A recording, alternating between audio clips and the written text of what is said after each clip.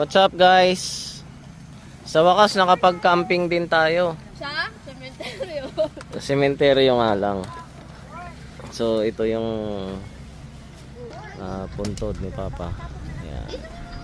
Kapitan natin. Ayan. Birthday ni Papa ngayon eh. February 3. So ito yung aming campsite. The campsite. Ay, meron ka na, Sai. Ayan ang aming food. Ay, gusto Pansit. mo barbecue rin? Barbecue ni Ka Marlon. And sisig by Ka Marlon. Sisig ni Ka Marlon. Red ribbon, kanin. Fried chicken. Yummy? Chicken sa'yo. Ning. Yummy? Walang pansit. Say Naghanap ng wala. happy birthday, Angkong. Happy birthday! Sorry, JJ. Happy birthday. Mego, sabi mo happy birthday. Happy birthday, Uncle. Happy birthday, Uncle. Happy birthday, Uncle. Isa pa. Happy birthday, Hindi naman kami dito, guys. Happy lang. Yan. Ano pa? Chicken. Barbecue. Gusto mo, Jay?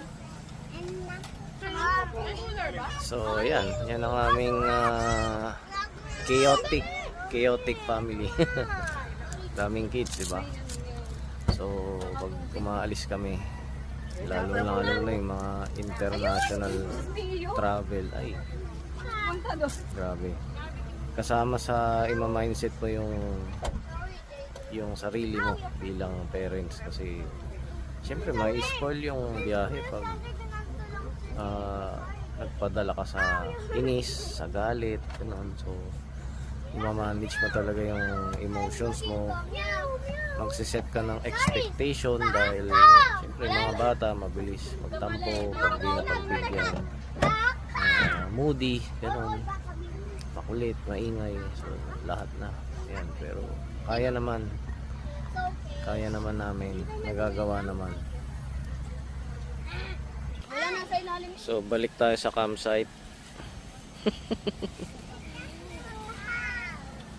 Ano, magka-camping na ba sa March?